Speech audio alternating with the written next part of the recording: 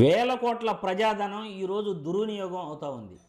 ఆర్థిక పరిస్థితి బాగాలేదంటానే, చేతిలో చిల్లి గవ్వ లేదంటూనే వేల కోట్ల ప్రజాధనాన్ని ఈరోజు ఈ కూటమి ప్రభుత్వంలో చంద్రబాబు నాయుడు ఎలా దుర్వినియోగం చేస్తున్నాడంటే, ఒక హైకోర్టు భవనం ఉండగా మరో కొత్త హైకోర్టు భవనాన్ని నిర్మిస్తాను అని అంటున్నాడు. ఒక సచివాలయ బిల్డింగ్ ఉండగా మరో కొత్త సచివాలయాన్ని నిర్మిస్తాను అని అంటున్నాడు.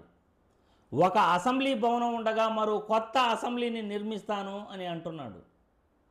అది కూడా గతంలో కట్టిన ఆ బిల్డింగులు తక్కువ ప్రజాధనాన్ని ఉపయోగించి కట్టాడా అంటే విపరీతంగా ఆ బిల్డింగులకు ఖర్చు పెట్టడం జరిగింది.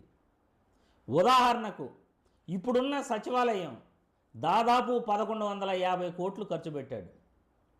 అదే తెలంగాణలో కేసీఆర్ గారు 600 కోట్లతో ఒక గొప్ప సచివాలయాన్ని అక్కడ నిర్మించాడు. మోడీ గారు ఒక గొప్ప పార్లమెంటుని 800 కోట్లకే నిర్మించగలిగాడు.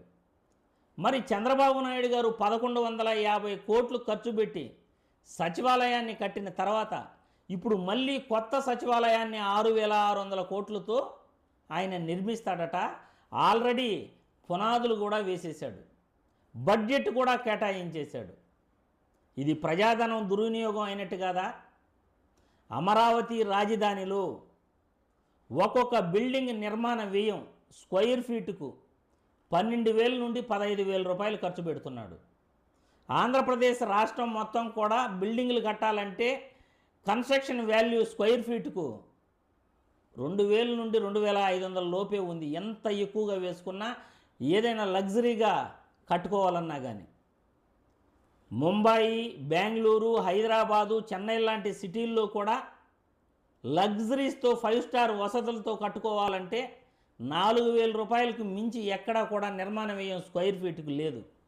అయినా కానీ అమరావతి రాజధానిలో స్క్వేర్ ఫీటుకు 12,000 నుండి 15,000 రూపాయలు ఖర్చు పెడుతూ ఒక బిల్డింగ్ ఉండగా మరో బిల్డింగ్ని కట్టాలనుకోవటం, ఒక సచివాలయం ఉండగా కొత్త సచివాలయాన్ని కట్టాలనుకోవటం, ఒక హైకోర్టు ఉండగా మరో కొత్త హైకోర్టును కట్టాలనుకోవటం, ఒక అసెంబ్లీ ఉండగా మరో కొత్త అసెంబ్లీని కట్టాలనుకోవటం ప్రజాధనం దుర్వినియోగం అయినట్లు కాదా? ఆర్థిక పరిస్థితి బాగలేదంటాడే, చేతిలో చిల్లి గవ్వ లేదంటాడు, మళ్ళీ అప్పులు చేసి కొత్త బిల్డింగులు కట్టాలంటాడు.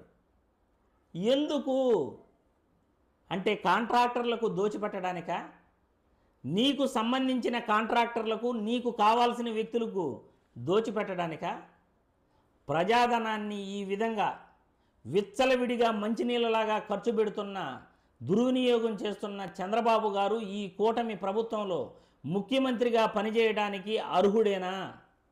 మీరే మీ కామెంట్ల రూపంలో తెలియజేయాల్సిందిగా వీడియో ద్వారా కోరుతున్నాను.